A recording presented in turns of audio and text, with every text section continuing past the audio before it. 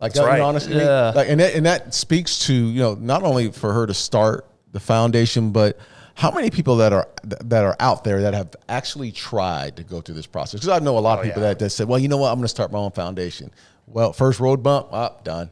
Yeah. Go get a job and go do something else. So then it's not truly your passion. Yeah. Your passion, you're going to be willing to take that extra step to say, look, I need to make a difference and make a change. And I'm doing this not for just self, but for so many other people. So I applaud your mother for. Well, she was personally connected, right? She was personally affected by the cancer she was wanting to help people through. And you mentioned there was no support system.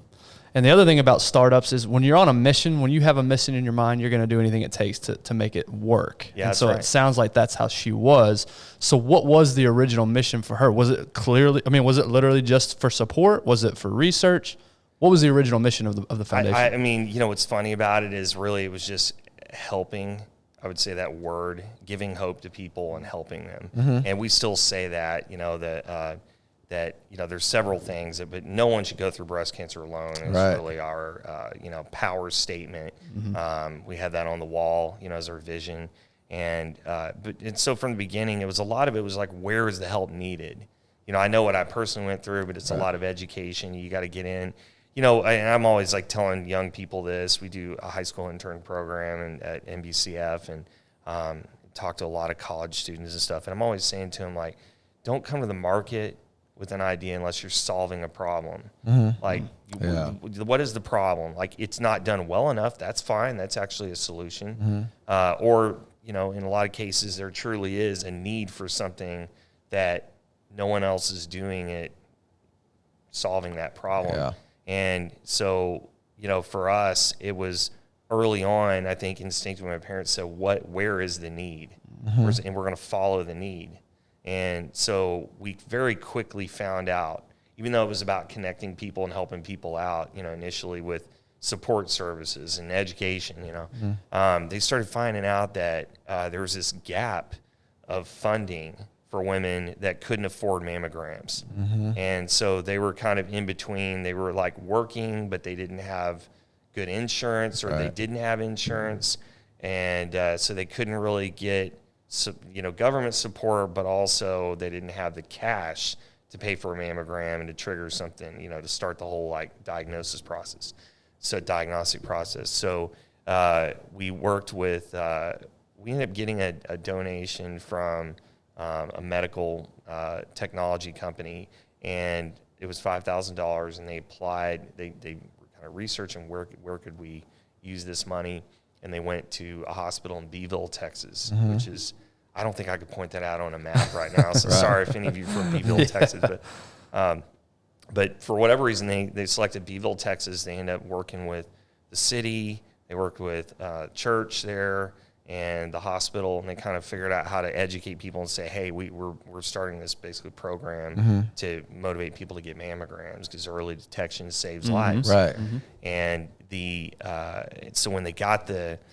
we gave them the grant, and then they basically worked with the church to communicate to everyone, hey, please come get your mammogram, and kind of built a little bit of a alliance of different people, mm-hmm. and they would use the money that we had to fund those fund those services. So when it first started was, back in the early 90s, late 80s, mm-hmm. Was breast cancer something that it was basically you had to be wealthy to get to detect it early? Because you said early detection is key. Was it something to where if you didn't have proper health care, you probably weren't catching it until way too late? It has to do with the lateness of, mm-hmm. really like staging of breast mm-hmm. cancer. Mm-hmm. If it becomes, you've heard of the term metastatic. Yes. So metastasizes, that's when cancer cells spread out from their origin, wherever they are.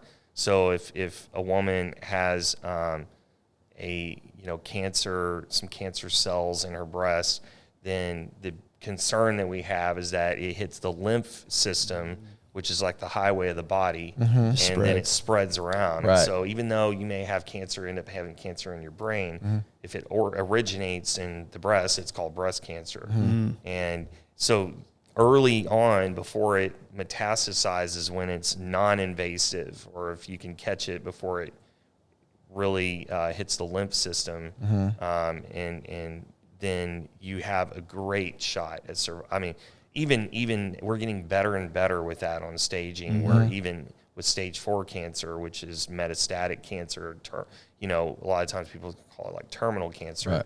Right. The opportunity to extend your life, the opportunity to go into remission is phenomenal. Right.